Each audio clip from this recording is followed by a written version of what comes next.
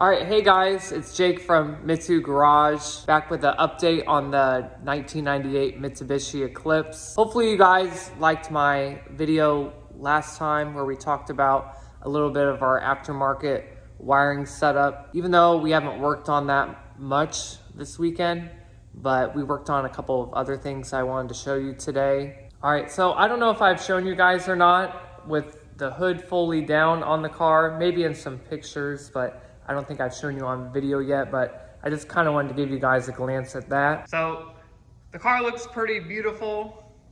I don't know if I've shown you guys in a video or not with the hood down, but it looks gorgeous. Hopefully you guys can really appreciate the look we're going for.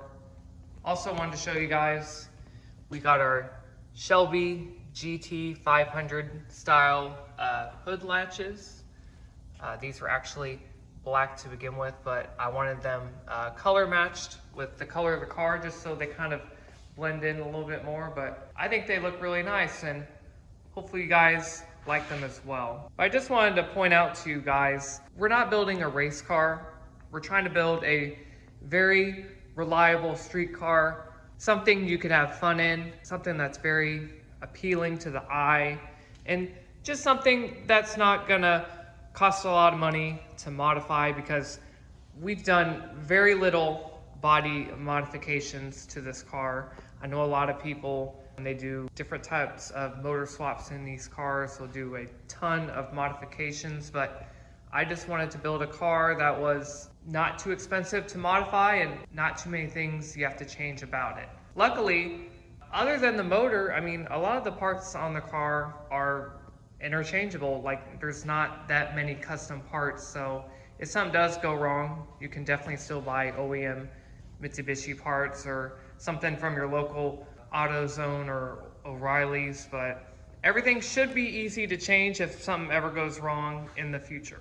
All right, first thing I want to talk about with you guys today is, as you've seen for the title of the video, we're currently redoing the headliner in the Eclipse. As you guys have probably all known for a very long time, that the headliners in these cars, you know, they're cheap, they sag over time and just get easily torn up. I think every single Eclipse I've owned, the headliner is peeling or ripped or damaged in some way.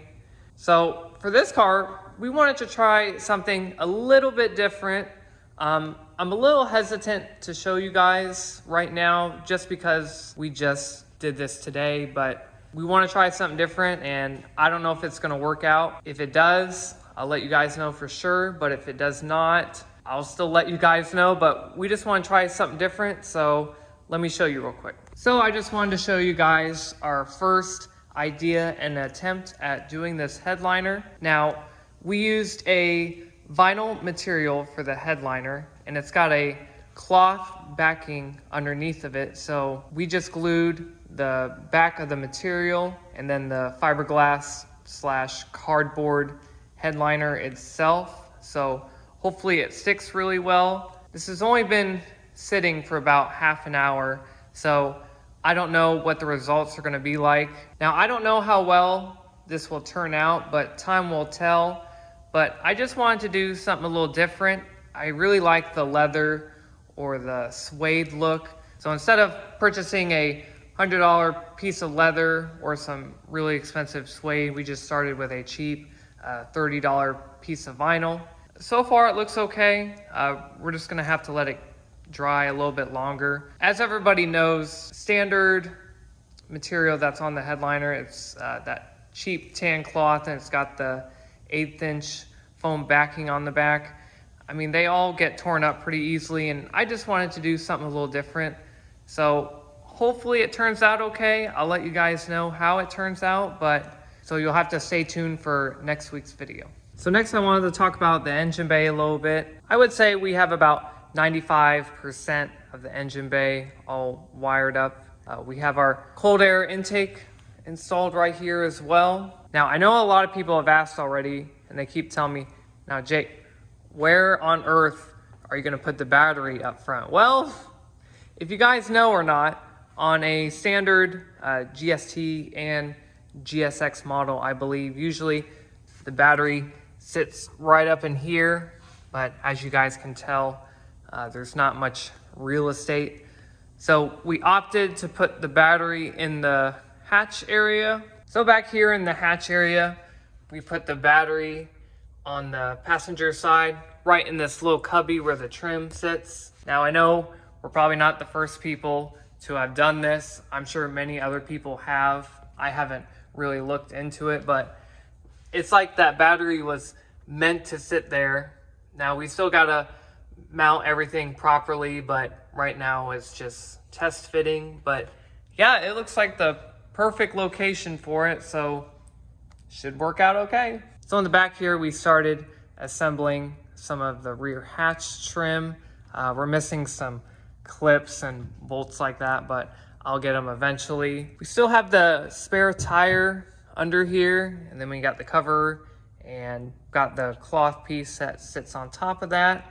All right, so sticking with the same topic of talking about the interior a little bit, wanted to show you guys what we've been doing. As you've known, we've got the IP or dash installed again, got the center console installed right here. Now keep in mind, the center console still fits even with our new GM transmission under there. And we've got the carpet all cleaned up and set in there right now. Now keep in mind, we haven't cut any of the carpet whatsoever yet. Yes, it's gonna need a little bit of trimming. I mean, it fits in there pretty good, and it looks really like it belongs there.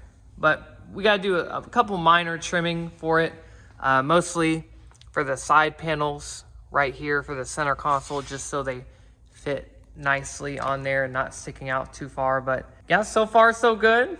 Next, we got our headlight switch right here installed. Now, if you're familiar with these cars, you'll know that before this was the dimmer switch for the factory gauges. We do not have the factory gauges anymore, so we just ripped it out, and we thought this would be a nice spot for the new headlight switch. Now, if you guys have watched my last video, you'll hear me talk about how we didn't really want to use the original turn signal stock, just because it was going to be a little more difficult to wire up than we initially wanted.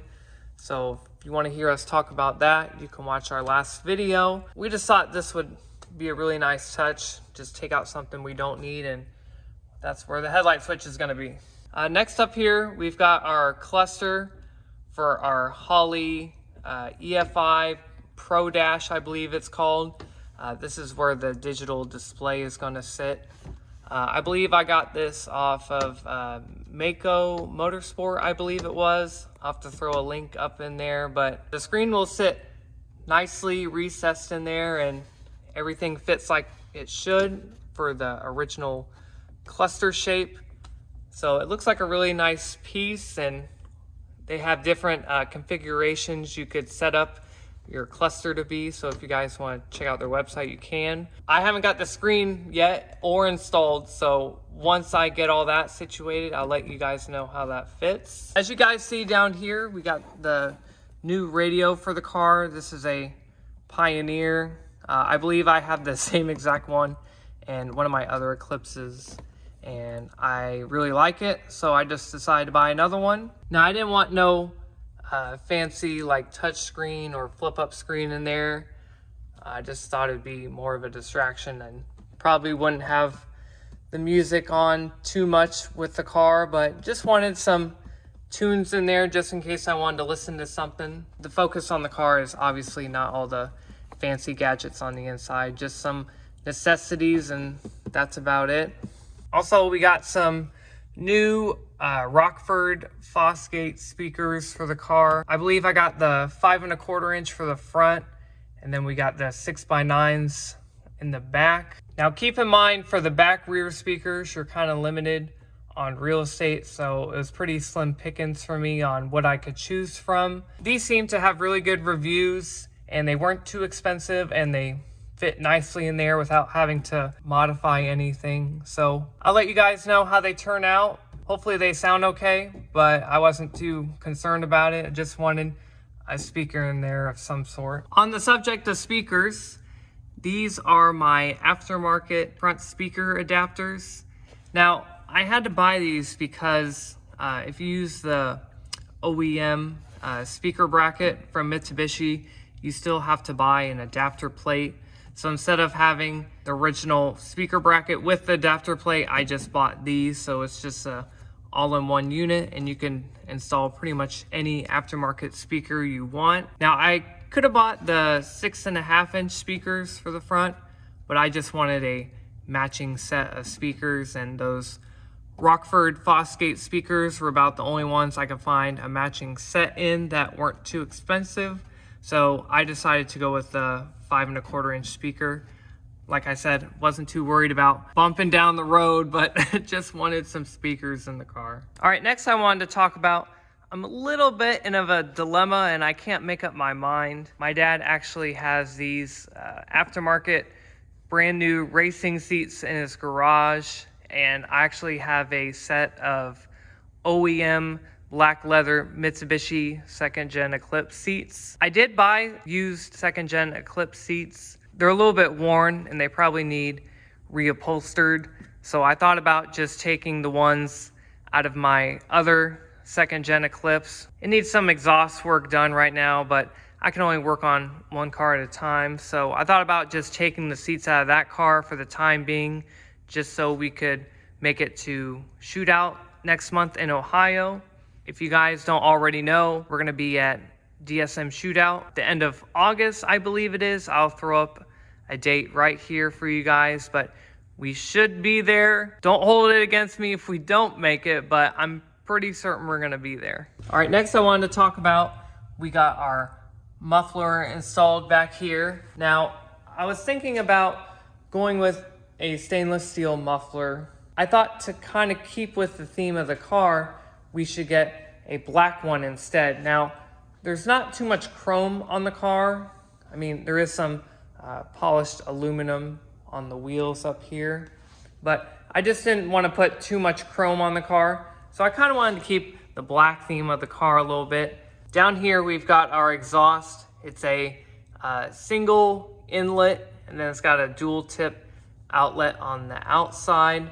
Now this has a 3-inch inlet on it, and then it's just got the 2 standard dual tips at the very back. We kind of wanted the dual tips just to hang out a little bit past the bumper, just so we don't burn off any of that exhaust gas onto our nice new paint. Now, I got this off of eBay.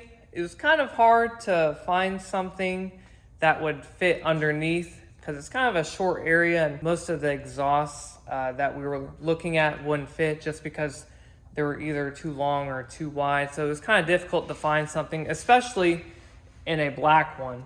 So eBay was our saving grace on that. I'll put a link and a price down below in the description so you guys can look for that if you want to use it. Now, we debated a long time on this. We just couldn't think of what we wanted to put on there. I think originally we were going to put the big tuner exhaust that a lot of these cars have.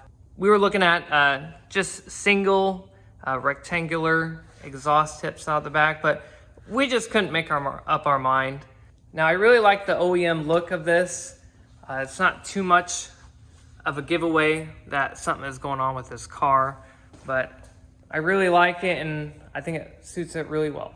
One thing I just wanted to mention, now this might show how naive I am on this, but someone actually messaged me on one of my posts on Facebook, and he says, "Hey, will a yoke fit under the hood in this?" And I had to ask myself, like, what's a yoke? And I even had to Google it to see what it meant. And finally, I just had to ask him, like, what is that? And he says, "Oh, it's a Ford Coyote motor." And I said, "Oh." Now, that just goes to show how a little naive I am. But it's amazing to see how much progress we have done in a short amount of time. Now, I know you guys can do this too. If you just get off that couch, stop watching TV, stop playing video games, stop wasting your time, and just go out and work on your car, work on your neighbor's car, work on your buddy's car. You would be amazed how much pride you would take into your work, how much you would learn, because in the short amount of time, I have learned so much, and I have so much pride in this car, and I really don't care if you guys like it or not. I love this car. So get out there, get your hands dirty, just learn a new skill. You'd be amazed on how much you could accomplish. The very last thing I want to talk about with you guys today is we are so close to getting this car done, ready to be rolling down the streets. Hopefully we are debuting it at DSM Shootout this year, so hopefully you guys will see it. But there's one thing we're still missing. We have to name the car. Now, I've noticed over the course of our project that a lot of people are very attached to these cars, and they kind of look at it as a religious icon. You know, a lot of people were saying like, oh my goodness, like he cut the wiring harness. Oh my goodness, he cut the firewall. I've noticed that a lot of people have this kind of like religious holding on this car. Like it's not meant to be changed or altered. Even though we've upset a lot of people with this car, I mean, I don't mean to make anybody upset. I'm a huge Mitsubishi enthusiast like you watching right now. On the other hand, we've also made people very excited because something new and different is going to be rolling up, and we're just kind of giving a different approach to what you guys can do with this car. So even though we've made a lot of people upset, we've also made a lot of people excited and motivated to work on their own projects, whether it be just putting back their own Eclipse together or changing the engine and everything like that. All right, guys, this is Jake from Mitsu Garage. Thank you so much for watching our update video this week. Hopefully you're loving the car as much as we are, but hopefully we make it to DSM Shootout this month. We would love to show the car and love to meet you guys and answer any questions you have. Now for next week's video, we'll have to let you know how that headliner works out. We're just trying something new over here, but stay tuned for that next video. But what do you guys want to see for the future of the channel? Let me know, and let me know what you want the name of the car to be. I'd love to hear your suggestions, and thanks for watching. I never know what to say either.